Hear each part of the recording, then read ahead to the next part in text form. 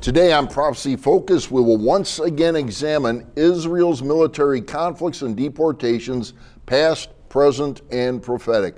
I'm Dr. Richard Schmidt, founder of Prophecy Focus Ministries and pastor at Union Grove Baptist Church in Union Grove, Wisconsin. I'm John Fallahy, discipleship pastor at Brookside Baptist Church in Brookfield, Wisconsin.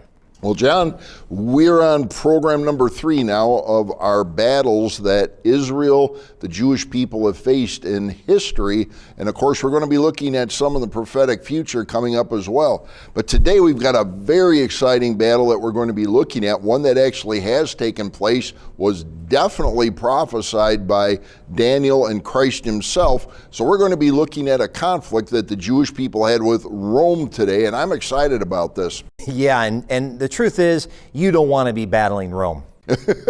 No, you don't. And it didn't turn out very well, did it? No, it did not. All right. Well, folks, here at Prophecy Focus, we always like to say that we're peeling God's prophetic word one passage at a time.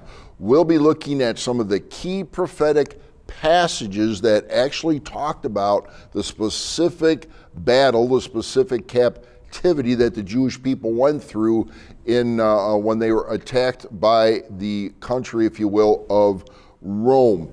So let's move on. We're going to be, again, we've been looking at the past, present, and prophetic battles. We've looked at the battle that took place in Assyria when in 722 BC, the northern 10 tribes were taken captive to Assyria. Then, John, last week we took a look at the Babylonian captivity. Let's give just a quick summary about what took place with that battle. Wow, that's a lot to squeeze in, but bottom line was Assyria had grown, become a major world power. They conquered northern Israel, took the 10 tribes into captivity. But then Babylon, behind the scenes, was becoming the world power, conquered Assyria, then came to Judah's doorstep and said it's time to pay up. And they did. But then they rebelled, and so there was 3 deportations. The first one took Daniel, and then the rest came along. And so Babylon now was ruling and reigning the world, so to speak. Israel's there, but the 70 years, that prophecy that Jeremiah made, that Daniel read, was coming near end, and then they're brought back into the land. They rebuild the temple even, but more rebellion yet ahead. Absolutely. So what we're going to look at now, this particular battle, if you will, with Rome, the prophetic scenario actually comes right out of the Babylonian captivity. Again, be reminded that that captivity came about because the Jewish people refused to follow the land Sabbaths for 70 years. I should say 70 land Sabbaths. It actually covered a period of 490 years. 70 land Sabbaths were skipped. And we're going to see today now, when we look at the plunder that's going to come across Jerusalem and the Jewish people, is a direct prophecy associated with the numbers 490 and 70. It's an amazing thing how God uses this pattern throughout Scripture. It does, and it just shows you that God understands the future, and therefore He can write about it, He can prophesy, He can prepare you for it. And if you don't heed to the prophecy of Scripture, you can find yourself on the end of judgment rather than redemption. All right. Well, what we're going to do, I'm going to take you to one of I love preaching on this passage. It's out of what's called the Olivet Discourse, Matthew chapter 24 and 25, Luke 13, or Mark 13, and Luke 21. This is a prophecy that Jesus literally preached to, if you will, the folks that existed during the first century. Well, I'm going to take you right to the beginning of that passage, Matthew chapter 24, first 2 verses. And John, if you wouldn't mind, let's get started with this prophecy that Jesus himself spoke. Yeah, Matthew chapter 24, the beginning of the Olivet Discourse, verse 1. Then Jesus went out and departed from the temple, and his disciples came up to show him the buildings of the temple. I just love this. This is so amazing. Yeah. And then Jesus, contrary response, and Jesus said to them, do you not see all these things? Assuredly, I say to you, not one stone shall be left here upon another that shall not be thrown down. Fantastic prophecy. So, can you imagine, and I love to go through this scenario. Here's what's taking place. Jesus is in Jerusalem. The disciples are with him. They walk into this absolutely massive, beautiful temple. And by the way, Herod had provided a tremendous amount of resources to build this absolutely gorgeous temple. Remember, these guys came out of Galilee. Many of them were fishermen, or they did agricultural work. They're not used to having these big fancy buildings. And all of a sudden, they're in God's beautiful temple, the second temple. As John just read, they walk out and they're just so awestruck by what they're seeing. And as Jesus says, stop, they turn around and they look at the temple, and he utters these words, not one stone will be left here upon another that shall not be cast down. It's kind of like John and I, it's like when I'm preaching this in a church somewhere, I'll say, come on, let's take an imaginary trip, and we're going to get on a bus and we're going to go to New York. And we're going to go back in time a little bit. And we're going to go up to, if you will, where the Twin Towers are. And you come up to the Twin Towers and you look up and it's like, wow, they're massive, they're huge. All the steel, if you will, and the concrete, and these things have to be indestructible. And that has to be kind of how the disciples look at this beautiful temple, and God's saying, it's going to all come down. And folks, we watched, many of you, and some of you may not have been alive yet, but we watched several years ago as the Twin Towers came down when they were struck by the terrorists and the buildings fell. Awestruck, the disciples look at that temple and it's like, wait a minute, Jesus, is that really true? And they go up to the Mount of Olives, they sit down, and that's exactly the question they ask him in verse 3. When's this going to happen? This is, in our vernacular, this is crazy. We can't believe this is going to happen. But yet we're going to find out it does. And this is not the first time Jesus warns of the future. If you remember in Luke, for the days, they talk about that parable of the vineyard, right? Mm-hmm. The owner sends his son, they kill the son, which was a parallel to what was really going on. The Pharisees were trying to take the inheritance from the son. And what does it say at this? It just blows my mind. From the parable, it says, therefore, what will the owner of the vineyard do to them? He will come and destroy those vine dressers and give the vineyard to others. And then in Luke chapter 19, verse 45, for days will come upon you when your enemies will build an embankment around you, surround you, and close you in on every side. And then listen to this, and level you and your children within you to the ground, and they will not leave one stone upon another, because, and here it is, you did not know the time of your visitation. Another part preaching about exactly what we're going to see take place. So let's get the context here. Jesus is stating in approximately the early 30 ADs, if you will, and again, I know different people come up with a little tweaking on dating. So we'll say the early part of the 30 ADs, right before Christ was going to be crucified, he talks about this temple coming down. Well, we're going to show you a chart here, and just to remind us of how all these things are playing out. So we've already looked at two major, if you will, battles that the Jewish people went through and were deported, if you will, to various places. We look back at the Assyrian captivity when the Assyrian Sennacherib comes in and basically destroys the northern kingdom and takes the northern 10 tribes captive to Assyria. Last time we looked at the Babylonian captivity, also prophesied by God, that would take place. Jeremiah chapter 29 verse 10 was made absolutely clear that they would suffer a 70-year captivity in Babylon. Then we looked at that the Jewish people were released from Babylon, came back, and were allowed to build the second temple. That was completed in about 515 BC. Now the second temple is built. Jesus comes on the scene, and again around 32 AD, and makes the startling prophecy that temple's coming down. Not a single stone will be left upon another. 40 years later, 70 AD, it's exactly what happens. Yeah, when God promises something's going to happen, it's going to happen. And that can be judgment or that can be deliverance. All right. So let's take a moment. We're not going to go through we'll go through the passage, but we're not going to read it. I encourage you, if you have a Bible, maybe you can pick it up and turn to Daniel chapter 2, and we'll look at about 4 different verses there. We're going back to Daniel, who wrote this prophecy in sometime, let's say around 550, 560, somewhere in that area BC. And he's talking about kingdoms, empires that will rise up. Now, when Daniel's giving this prophecy, Babylon was in power. Nebuchadnezzar, king of Babylon, is having this dream. Again, we just read in Matthew 24 in the 1st century AD about a prophecy. I want to take you back to Daniel, who gives the same prophecy 500 years before Jesus did. Nebuchadnezzar has this dream. He gets all of his, if you will, his magicians and soothsayers together. And he asks them this question. He said, hey guys, I had this dream, and I need you to interpret it for me. But John, he went a little bit further than that. They get them together, and he says, not only do I want you to interpret the dream, I want you to tell me what my dream was.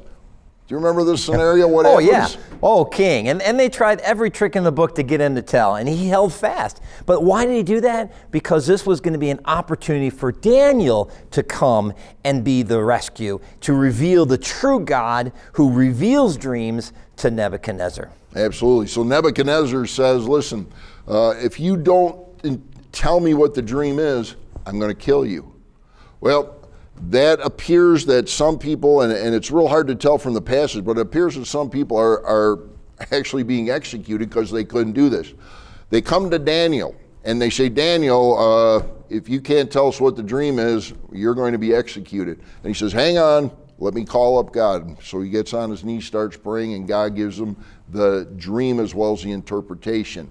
Here's what happens in the prophetic word. Daniel chapter 2, verse 38, he comes to Nebuchadnezzar and says, here's the interpretation and your dream. You had a vision, if you will, of a statue, and here's how it broke down. Daniel 2:38, he says, King Nebuchadnezzar, you are the head of gold, representing Babylon. Verse 39, then there was this chest, if you will, made up of silver and arms, which would eventually be coming. It hadn't happened yet. This is all prophecy, Medo-Persia. The next prophesied piece in Daniel 39 about a trunk of brass, which we know was Greece. Now we get to Daniel chapter 2, verse 40. This is key. Folks, if you've got to get this, because this is absolutely operative with the rest of the prophetic calendar. The legs of, what's the substance? Iron. Iron. Iron in the prophetic scenario represents Rome, the Roman Empire. And God made it very clear, hundreds of years before Rome would come to power, that they would come to power. Now, we're not going to get into this today, but when you go down to Daniel 2 and verse 41, that's prophetic. Everything from, if you will, Babylon, Medo-Persia, Greece, and Rome, that's all come to pass. That's history now. One of those things is not history, it's still prophecy. Daniel chapter 2, verse 41 talks about an empire that will rise up that is partly of iron, Rome, and partly of clay. The revived Roman Empire. How many toes are on the statue's feet? 10 toes. Those 10 toes will become, if you will, they're representative, they're symbolic of a 10-nation confederacy that will rise up and support the Antichrist. But we need to go back and take a look at Rome. We tipped our hat a little bit for a future thing, but let's take a look at Rome. So John, I got a chart here, and it's actually got the dates associated with it. Maybe just quickly go through it so we know in Rome actually this took place. Yeah, so Babylon 605 to 538 BC. Medo-Persia takes over 538 to 331.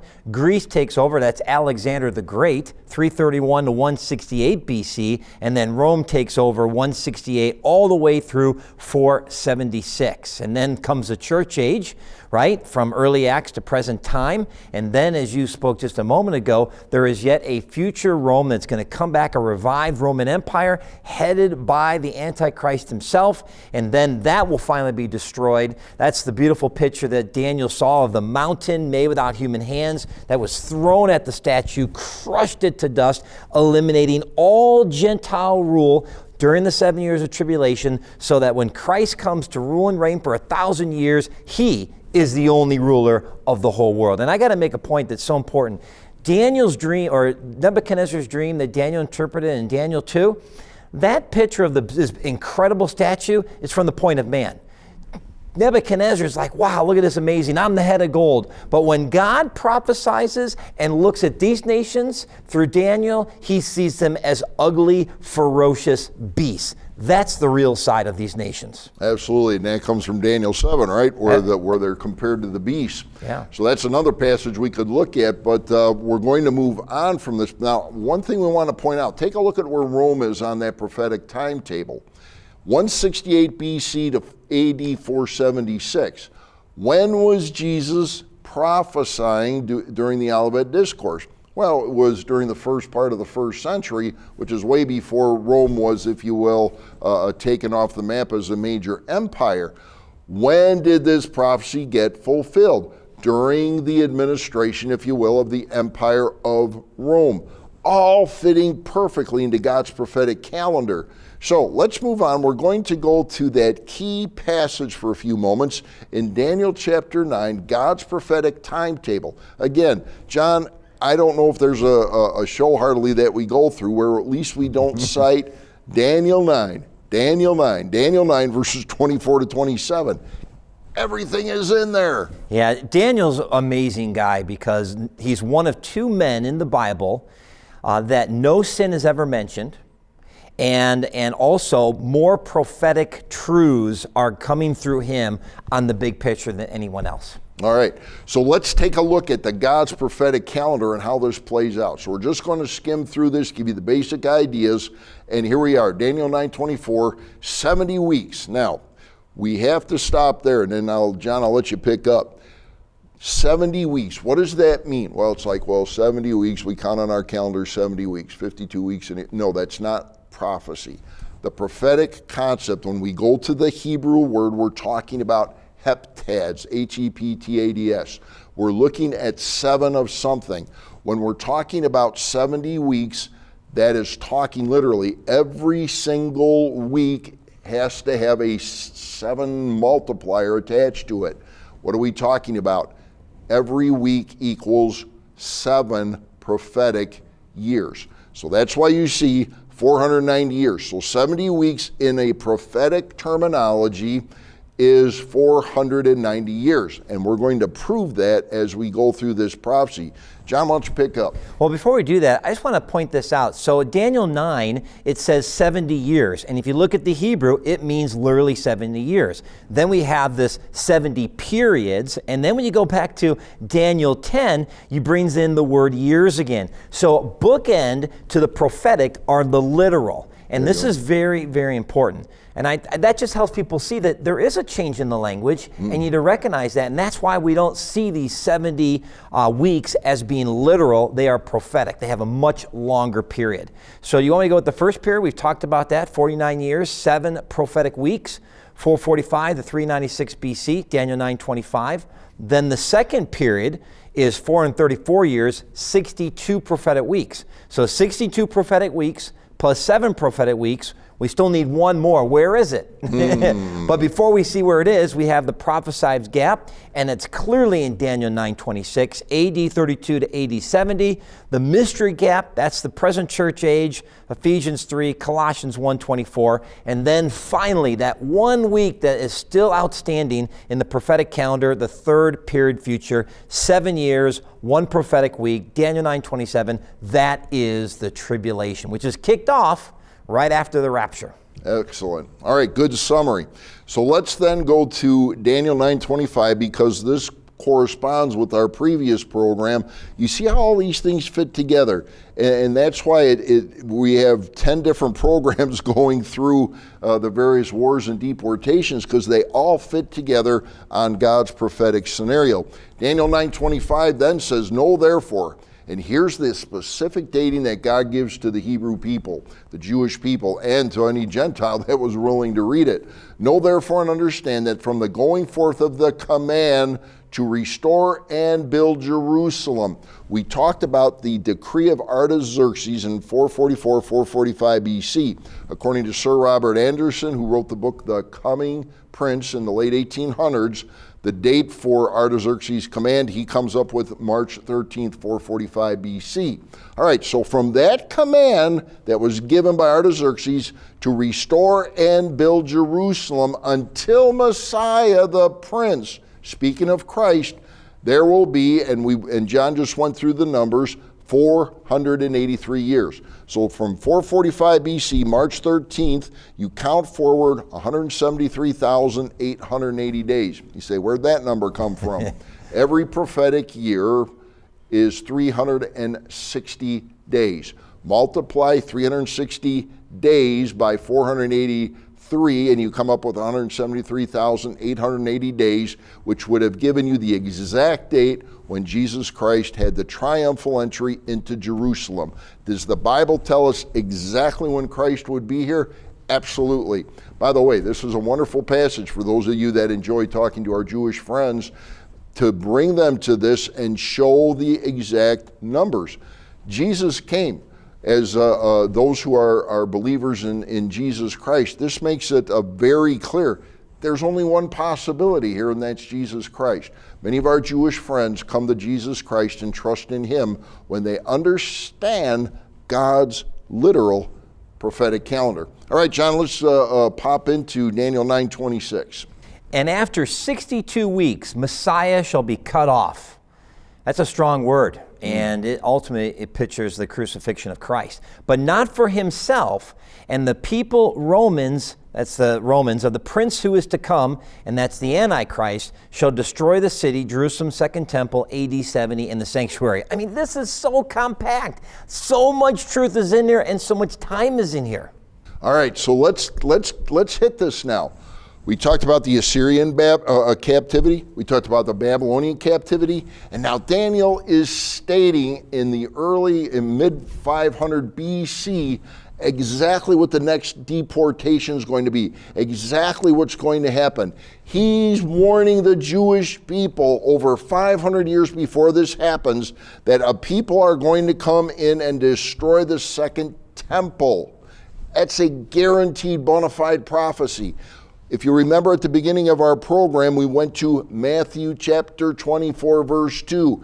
Jesus prophesied the exact same thing in approximately 3032 AD. The second temple would come down.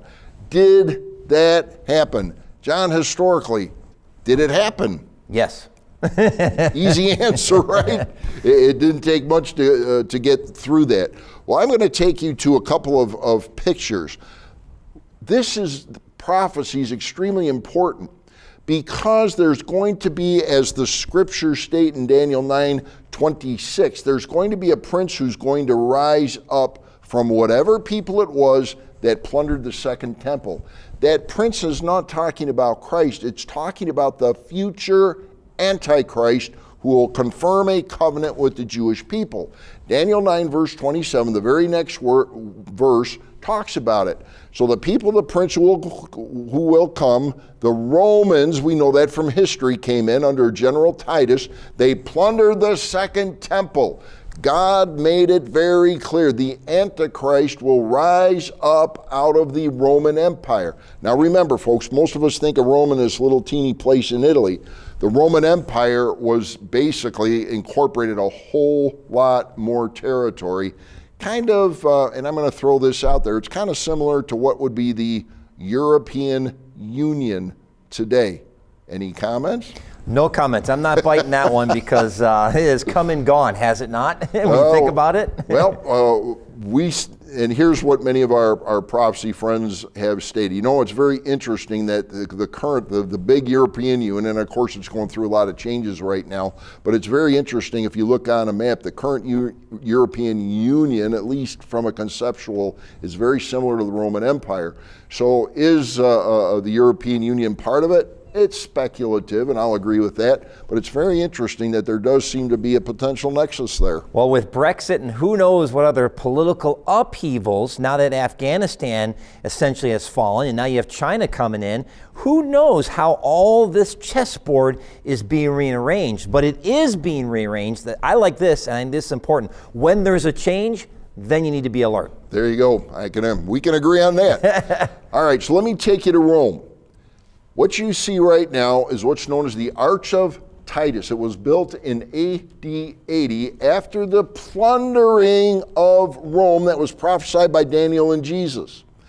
Inside the arch are what are known as frescoes. Let me show you one of the frescoes that is chiseled into the Arch of Titus. What do you see there? Every single one of us, if you look a little bit to the left of the picture, you'll see a menorah being carried off. The Romans plundered the Jewish temple. They took everything. They took every single stone down from the temple. Not one stone, Jesus said, would be left upon another that would not be cast down.